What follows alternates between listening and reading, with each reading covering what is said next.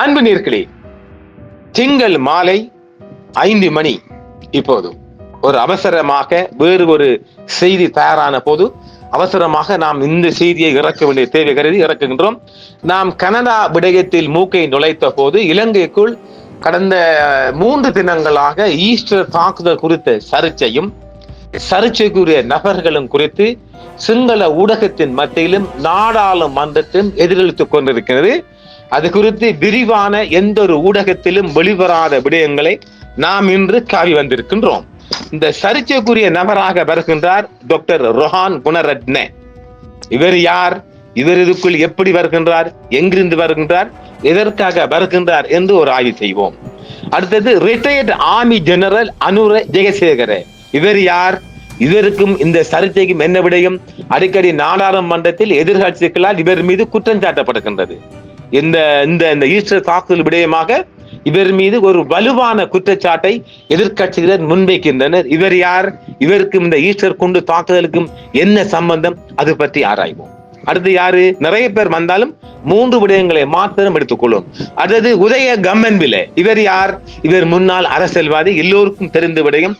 இவர் ஏன் இதுக்குள் மூக்கை நுழைத்து அடிக்க வருகின்றார் என்ற இந்த 3 விடயங்கள் பற்றி நாம் ஆராய்வோம் இல்லையா? ஈஸ்டர் ஞாயிறு தாக்குதல்கள் குறித்து ஒரு புத்தகத்தை எழுதி அதன் பின்னணியில் எந்த மூளையும் இல்லை என்று வாதிடுவர் டாக்டர் ரொஹான் குணரட்ன. ஈஸ்டர் ஞாயிறு தாக்குதலுக்கு பிறகு உடனடியாக அவர் மட்டக்களப்பு சிறைச்சாலைக்கு சென்று பிள்ளையானை சந்தித்து வந்ததாக, பல தடவை சந்தித்தாக அவரே பல நேர்காணலில் சொல்லி இருக்கின்றார். பிள்ளையான் எளிதாக கூறப்படும் ஈஸ்டர் தாக்குதல் என்ற புத்தகத்தை இவரே ரொஹான் குணரட்ன எழுதியிருக்கலாம் என்ற சந்தேகம் தொடர்ந்து வருகின்றது. அவர் தான் எழுதியிருக்கின்றார். இப்படி ஒரு புத்தகத்தை, அதுவும் ஆங்கிலத்தில் முதலாக ஆங்கிலத்தில் தான் அந்த புத்தகம் வெளியாகுது. அதன் பிற்பாடுதான் தமிழ் மொழியில் அந்த புத்தகம் வெளியாகுது.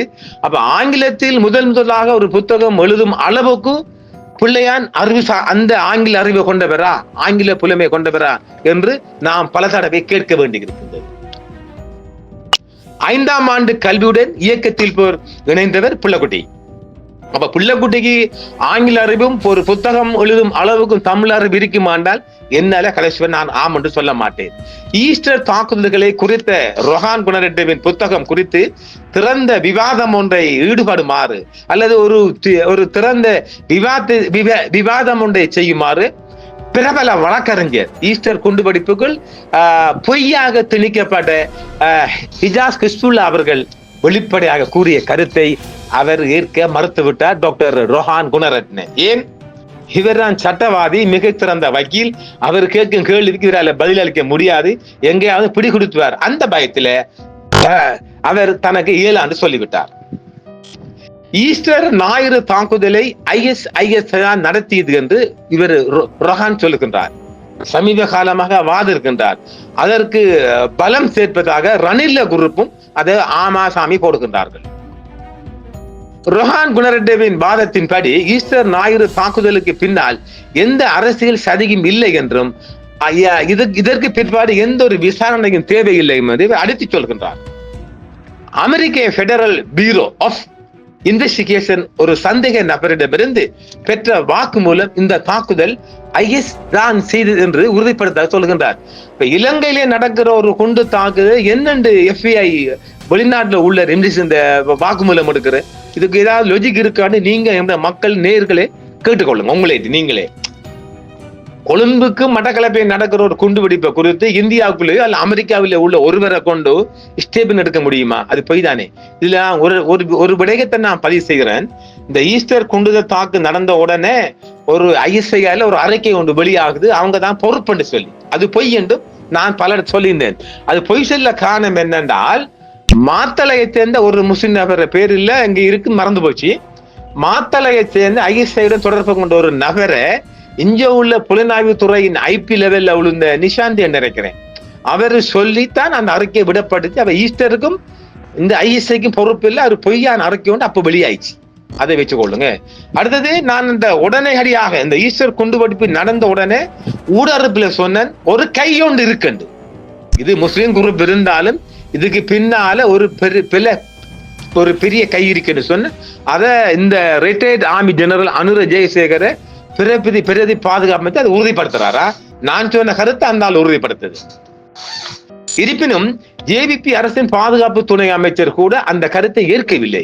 ஈஸ்டர் ஞாயிறு தாக்குதல்களை பற்றி பிள்ளையாருக்கு தெரியும் என்று அவர் கூறுகிறார். யாரு இந்த அமைச்சரும் சொல்றாரு, ரொஹானும் சொல்லாங்களாம். கோட்டவின் பதவி காலத்தில் ரொஹான் குணரட்ன அவருக்கு ஆலோசனையாக பணியாற்றியவர்.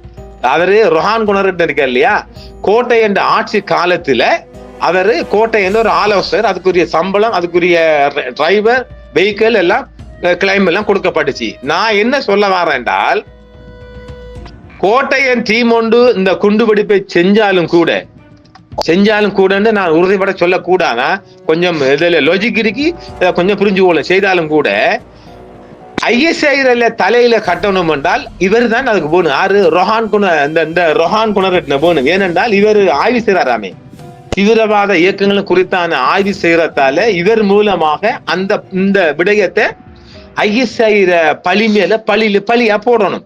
இதற்கு தான் இவர் தேவைப்பட்டார். அதுதான் இவர் இன்னும் சொல்றார். அதாவது இந்த உள்ளூர்காரங்க இவங்க எல்லாம் செஞ்சாலும் கூட இது ISI தான் செஞ்சது என்று ரொஹாண்ட வாயால சொல்லப்படும். ஏனென்றால் அவர் சொன்ன ஏற்றுக்கொள்ளும் இல்லை, அவர் சொன்ன ஏற்றுக்கொள்ளுவாங்க. அவர் தான் அந்த இதாமே ஆய்வாளராமே என்றா நான் சொல்லல, ஆய்வாளராம். அவர் 300க்கும் மேற்பட்ட உலக தீவிரவாத இதெல்லாம் கண்டு பேட்டி அண்டிக்கிறாரு. நான் காண சொல்றார். இந்த சூழ்நிலையில் ஜூன் 30 இலங்கை தற்போது எதிர்கொள்ளும் கடைசி லாஸ்ட் 30 இலங்கை எதிர்கொள்ளும் தேசிய பாதுகாப்பு அச்சுறுத்தல்கள் குறித்து விரிவான விவாதிக்கவும் சாத்தியமான காத்திரமான பரிந்துரைகளை முன்வைக்கவும் தேசிய பாதுகாப்பு அமைச்சகம் ரொஹான் குணரட்னவை அழைத்தது.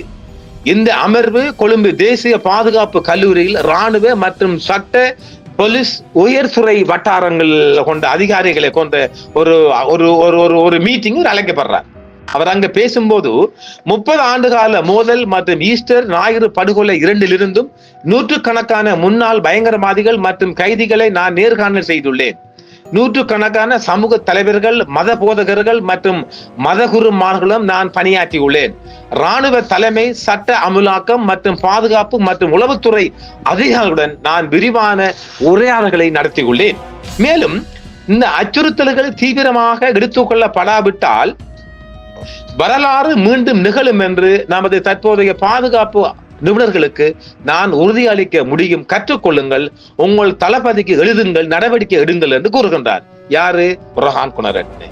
இலங்கை எதிர்கொள்ளும் தேசிய பாதுகாப்பு அச்சுறுத்தல்களை பார்த்தால் பிரிவினைவாதத்தை முதல் அச்சுறுத்தலாக வைக்கலாம். பிரிவினைவாதம் பயங்கரவாதத்துக்கு வழிவகுக்கிறது. இரண்டாவது அச்சுறுத்தல் தீவிரவாதம் கலந்த மற்றும் மதம், அது மீண்டும் பயங்கரவாதத்துக்கு வழிவகுக்கிறது என்று அவர் கூறுகின்றார். அவர் இதை 6 டார்கெட் செய்கிறார். தமிழை முஸ்லிம் டார்கெட் செலுத்தி அவர் பேசுகிறார். இலங்கை எதிர்கொள்ளும் முக்கிய அச்சுறுத்தல் தமிழ் பிரிவினைவாதம் என்று கூறுவது வடக்கு மற்றும் கிழக்கில் இராணுவமயமாக்கல் அப்படியே தொடர வேண்டும் என்று கூறுவதாகும். மேலும் தமிழ் மற்றும் முஸ்லிம் சமூகங்களில் சிவில் நடவடிக்கைகளை இராணுவ கண்ணோட்டத்தில் பார்க்கப்பட வேண்டும் என்று கூறப்படுகிறது. இது ராஜபக்ச இனத்தை, அதாவது ராஜபக்ச இனத்தை தவிர வேறு இல்லை. அதாவது மஹிந்த காலத்துல நான் இல்ல, கோட்டையன் காலத்துல கண்டேன். தலைமன்னாரிலிருந்து வடக்கின் தலைமன்னார் எல்லையிலிருந்து கிழக்கில் பாணமை எல்லை வரையும் இருக்கின்ற இராணுவ முகாம்களில் 4 இராணுவ சிப்பாய்கள் துவிச்சக்கர வண்டியில் ஒரு புத்தகம் கையுமாக வீதிகளில் காலை 8 மணி முதல் பகல் 12:30 மணி வரையும் அலைவாங்க. அவங்க 4 மணி நேர டியூட்டி.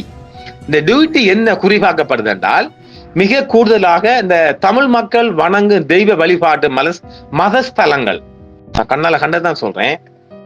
பள்ளிவாசலுக்கிட்ட அநேகமா நான் காணல, அது பொய் சொல்ல முடியும். அப்படி பள்ளிவாசலுக்குள்ள காணல. கோயில், பாடசாலைகள், ஆட்டோ தரிப்பிடங்கள், இப்படி இந்த ஒவ்வொரு ரோட்டு அந்தந்த உதாரணமாக இப்ப மட்டக்களப்பு நகர எடுத்துக்கோ, நகர புல்லா சுத்துவாங்க. பாலச்சேனை எடுத்துக்கொள்ளமெண்டா பாலச்சேனை பகுதி அந்த கேமகள் அந்த எல்லைகள்லாம் சுத்துவாங்க. காலங்காத்தால புத்தகம் கையுமாக தென்னை மரம் கூட அடையாளம் எடுத்தாங்க தெரியுமா, கணக்கெடுத்தாங்க. தென்னை மர கணக்கு முழுக்க எடுக்கப்பட்டுச்சு. பாருங்க எங்க இருக்குன்னு சொல்லி. ஏண்டா தென்னை மரத்தை வெட்டுறாங்கன்னு வெட்டி குறிக்க பாக்குறதுக்கு. இப்படி துல்லியமாக இந்த 4 இராணுவம், அவங்க யூனிஃபார்த்தோட 4 இராணுவ சிப்பாய்கள் வீதி வீதியாக உலங்கை வழியா சின்ன சின்ன லேனுகள், முடுக்குகள் எல்லாம் சுத்திக்கிட்டு புல்லா புலனாய்வு தகவல் புரட்டாங்க. அதைத்தான் இந்த அண்ணாச்சி சொல்லுது, இப்படி செய்யப்பட வேண்டும் என்று. ஈஸ்டர் தாக்குதலுக்கு பின்னால் ஒரு கண்ணுக்கு தெரியாத கை இருந்ததாக துணை பாதுகாப்பு அமைச்சர் retired army general Anura Jayasekar சொல்ல. நான் சொன்ன பாத்தீங்களா, அந்த தான் சொல்லுது. அந்த வாழ்த்தலாமா? மேலும் அவரது சொந்த அமைச்சகம் எதிர்கருத்துக்களை கொண்ட சரிச்சுக்குரிய நபரிடம் ஆலோசனை கேட்பது என்பது ஒரு நகைப்புக்குரிய விடயமா நாம பார்க்கலாம் இல்லையா? அந்த சொல்லுதோ இந்த ஈஸ்டர் தாக்குதல் ஒரு கண்ணுக்கு தெரியாத கை இருக்குன்னு சொல்லி இவர் ரொஹான் சொல்றாரு, அது ஐஎஸ் தான் செஞ்சுன்னு சொல்ல. ரெண்டும் முரண்படுதா இல்லையா? உயிர்த்த ஞாயிறு தாக்குதல் தொடர்பில் முக்கிய சில விடயங்களை ஜனாதிபதியும் தற்போதைய அரசாங்கத்தின் பிரதி பாதுகாப்பு அமைச்சரும் அறிந்திருந்ததாக ஐக்கிய மக்கள் சக்தியின் அதாவது சஜித் அணியின் நாடாளுமன்ற உறுப்பினர் சமிந்த விஜயசிறியை குற்றம் சுமத்தியுள்ளார். இது தொடர்பில் நாடாளுமன்றில் கேள்வி எழுப்பியுள்ளார். கடந்த வாரம் இந்த 3 தினங்களுக்கு முன்பாக தாக்குதல் சம்பவம் இடம்பெற்ற காலப்பகுதியில் தற்போது அரசாங்கத்தின் பிரதி பாதுகாப்பு அமைச்சராக இருந்தவர் கிழக்கு மாகாண கட்டளை தளபதியாக இருந்துள்ளார். ராணுவ கட்டளை தளபதி என்பதை அவர் ஏற்றுக்கொள்கின்றார். அவரும் அதை ஏற்றுக்கொள்றார். அருண ஜெயசேகர். இந்த தாக்குதலுக்கு அரச புலனாய்வு பிரிவில் சில அதிகாரிகள் நேரடியாகவோ மறைமுகமாக சம்பந்தப்பட்டதாக அவர் நாடாளுமன்ற எம்பி சொல்றார், குற்றம் சுமத்துறார். அதே நேரம் இந்த தாக்குதல் சம்பவம் தொடர்பில் அரச அதிகாரிகளை விசாரணை மேற்கொள்ள வேண்டி இருப்பதாக ஜனாதிபதி தெரிவித்திருந்தார். அப்படியானால் இவர்கள் 2 பேருக்கும் உயிர்த்த ஞாயிறு தாக்குதல் சம்பவம் தொடர்பான சில விடயங்கள் அறிந்திருக்கிறார்களா என்றும் தெளிவாக என்றும் இந்த எம்பி சொல்லுகின்றார். அதனால் இந்த விசாரணை அறிக்கையை பரிசோதிக்கும் போது வெளிப்படை தன்மையும் மேற்கொள்வதாக உறுதியளிக்க முடியுமா என்று எம்பி நாடாளுமன்ற கேள்வியின் போது கேட்கின்றார். இந்நிலையில் இதற்கு பதில் வழங்கிய பிரதமர் ஹரிணி அமர்சூரி அவர்கள், இந்த விசாரணைகளை நாங்கள் மேற்கொள்வோம், இதில் இருந்து தப்பிச் செல்ல போவதில்லை, நாங்கள் விசாரணை மேற்கொண்டு வருவதன் மூலம் பல புதிய விடயங்கள் வெளிவந்துள்ளன, இந்த விடயங்களை நாடாளுமன்றத்துக்கு சமர்ப்பித்திருக்கின்றோம், அதனால் தாக்குதல் சம்பவம் தொடர்பான விசாரணை அறிக்கையில் மறைப்பதற்கு தேசிய மக்கள் சக்தி அரசாங்கத்துக்கு எந்த தேவையும் இல்லைன்னு அழகாக சொல்லி இருக்கின்றார். வாழ்த்துக்கள் பிரதமர் அம்மா, சொல்லுங்க பார்க்கலாம். இப்ப நான் ஒரு விடயங்களை சொல்லியிருக்கிறேன் இல்லையா, ஊடகத்திலையும் சொல்லியிருக்கிறேன், இந்த இந்தியாவிலையும் சொல்லியிருக்கிறேன், இந்த ஸ்பீச்சிலையும். அதாவது இந்த ஜேவிபி கிளர்ச்சி காலங்களில் ஓரளவு கருணை காட்டுகிறாங்க. அது எல்லா படைகளிலும் 4 படைகளிலும் உள்ளவங்க. ஏர்ஃபோர்ஸ் இப்ப இருக்கிற துயகொண்டா, நான் ஏற்கனவே சொல்லிக்கிறேன், துயகொண்டா யாரு, அவர் முன்னாள் அட்மிரல் ஜெனரல். அவர காலத்துல ஏர்ஃபோர்ஸ்ல இருந்துட்டு ஓரளவு இந்த ஜேவிபி ஒடுக்குற காலத்துல ஓரளவு மனுஷனா நடந்து ஓரளவு ஹெல்ப் பண்ணிக்கிறார். இதை வழங்கிக் கொள்ளுங்க, அவருக்கு ஒரு வாழ்த்துக்கள். அடுத்து யாரு, அனுர ஜெயசேகர். அவர் பதவிக்கு என்ன பின்னுக்கு வருது சொல்லுவோம். அவர் ஒரு பட்டதாரியத்தான் போய்கிறார். ஒரு பட்டதாரிய போய் அவர் 3 ஆண்டிலேயே இந்த மாதிரி ஒரு ஒடுக்குற வேலை பார்க்கக்குள்ள அவரால் முடிஞ்ச ஹெல்ப் பண்ணிருக்கிறார். சொல்லுங்களா, முடிஞ்ச அளவுக்கு அவர் வேண்டியதை செஞ்சிருக்கிறார். சரிங்களா, அந்தக்கு அவருக்கு ஒரு கருணைக்காகத்தான் இவங்க இந்த அமைச்சு பதவி கொடுக்கப்பட்டிருக்குது. அவர் முடிஞ்ச அளவுக்கு மனுஷனை நடந்திருக்கிறார். அவருக்கு நாங்க ஒரு நன்றியை சொல்லலாமா? என்ன பொறுத்தவரை மனுஷனை நடந்த அவங்க மனுஷன் தாங்க, அதுக்கு நன்றி சொல்லலாங்க. அவனோட பதவிக்கு அப்பால ஒரு மனுஷன் நடந்திருக்கிறான்ல, அதை வேற கொஞ்சம் பாப்போமா? ஏன்னா சர்ச்சைக்குள்ள மாற்றார் இல்லையா. இலங்கையின் ஜனாதிபதி அனுரகுமார திசநாயக்க அவர்கள் ஓய்வு பெற்ற ஜெனரல் அனுர ஜெயசேகர அவர்களை துணை பாதுகாப்பு அமைச்சராக நியமித்துள்ளார். இவர் ஹைட்டியில், ஆப்பிரிக்காவில் ஹைட்டியில் இலங்கை துருப்புக்கள் சிறார்களை, இலங்கை ஆர்மி துருப்புகள், இலங்கை ராணுவ துருப்புகள் சிறார்களை பாலியல் வன்கொடுமை செய்த போது மேற்பார்வையிட்டவர் மற்றும் திசநாயக்கவின் கட்சியான ஜேவிபி தலைமையிலான கிளர்ச்சியை அரசு நசுக்கிய போது ஒரு படைப்பிரிவின் தளபதியா இருந்த அந்த விருது பாத்தீங்களா. ஜேவிபிய நசுக்கிய காலத்துல அவரு ஒரு ஜேவிபிய அடக்கி ஒடுக்கிற காலத்துல ஒரு 60-70 பேர் கொண்ட ஒரு ராணுவ பிரிவுக்கு அவரு செகண்ட் லெப்டினன்ட் இருந்திருக்கின்றார். 2004-2007 வரை ஐநா அமைதி காக்க நடவடிக்கைகளின் போது UN பீஸ் கீப்பிங் போது குழந்தை பாலியல் கடத்தல் வளையத்தை நடத்தியதாக குற்றச்சாட்டுகள் எதிர்கொண்ட இலங்கை அமைதி காக்கும் நடவடிக்கையின் போது ஹைட்டிக்கு அனுப்பப்பட்ட 3வது படைப்பிரிவின் 2வது கட்டளை தளபதியாக ஜெயசேகர் இருந்துள்ளார். அதாவது இப்பயும் போகுதானே ஹைட்டி ருவண்டா பகுதிக்கு பீஸ் கீப் UNO அவங்க நல்ல சம்பளம், அது ஐநாட சம்பளம். UNO பீஸ் கீப்பிங் போஸ்டர்ஸுக்கு ஆர்மி போறாங்க. கிட்டத்தட்ட நான் நினைக்கிறேன் லாஸ்டா ஒரு 150 பேர் போய்க்கிறாங்க நினைக்கிறேன். ஆரம்பத்துல 30, 40, 50 ஆகி இப்ப நல்ல சம்பளம் தானே. ஐநா சம்பள மன்றத்தால விரும்பி நிறைய பேர் போறாங்க. அதுல ஆபத்தும் இருக்குது, 2 செத்தும் இருக்கான்னு நினைக்கிறேன். ஹெய்டி எல்லாம் கூட போறாங்க, ஆப்பிரிக்காவில ஹெய்டி எல்லாம் போறாங்க. அங்க போன இடத்துல இந்த ராணுவ சிப்பாய்கள் அங்க உள்ள அந்த 8, 10, 9 வயசு பாப்பாக்கள், கருத்த பாப்பாக்கள், நாட்ட பாப்பாக்களை இவங்க செக்ஸ் டார்ச்சர் கொடுத்துட்டாங்க. அதை விசாரிக்கத்தான் இந்த ஜெயசேகர் ஐயா போறார். அப்ப அதை பத்தி கொஞ்சம் பாப்போமா? இவரை பத்தி பாக்குறது இதுவும் வருகுதா. 2017 அசோசியேட்டட் பிரஸ் நடத்திய விசாரணையில் இன்டர்நேஷனல் பொடியா இங்கோரியா ஹெய்டியில் 9 வயதுக்குட்பட்ட குழந்தைகளை 134 இலங்கை பீஸ் கீப்பர்ஸ் பாலியல் ரீதியாக சுரண்டி தொல்லை கொடுத்ததாக தான் அந்த முறைப்பாடு சொல்லுது. ஐநாவின் உள்நாட்டு மேற்பார்வை அலுவலகத்தின் ரகசிய விசாரணையில் பாலியல் சுரண்டலில் மற்றும் துஷ்பிரயோகம் அடிக்கடி நிகழ்ந்தன, வழக்கமாக இரவில் நடந்தன, மேலும் இலங்கை ராணுவம் நிறுத்தப்பட்ட ஒவ்வொரு இடத்திலும் நடந்தன என்று கூறப்படுகிறது. அதாவது இப்ப பீஸ் கீப்பிங் தனிய ஸ்ரீலங்கன் போர்சஸ் இல்லையே, பிலிப்பின் இருப்பாங்க, சீனா இருப்பாங்க, எல்லா நாட்டு இந்தியன் இருப்பாங்க, எல்லா நாட்டு படையும் இருந்தா இரவையில இந்த சிங்கள சிப்பாய்கள் வேட்டைக்கு போறேன், மனித வேட்டை, எந்த வேட்டைக்கு? பாலியல் வேட்டைக்கு போற 9 வயசு பாப்பாக்களுக்கு. இலங்கை ராணுவத்தின் மனித உரிமை மீறல்கள், இலங்கை ராணுவத்தால் அதாவது இலங்கை ராணுவத்தின் மனித உரிமை மீறல்கள் குறித்த பதிவுகள் இருந்த போதிலும் ஐநா இலங்கை அமைதி காக்கும் படையினரை தொடர்ந்து பணியில் ஈடுபடுத்தி வருகிறது. அவங்க மேல குற்றம் சுமத்தப்பட்டாலும் தொடர்ந்து அவங்க பணியிலான் இருக்கிறாங்களாமா. இலங்கை ராணுவத்தால் அவரது சுய விருப்பத்தின்படி ஜெயசேகர அக்டோபர் 4, 85ஆம் ஆண்டில் இரண்டாம்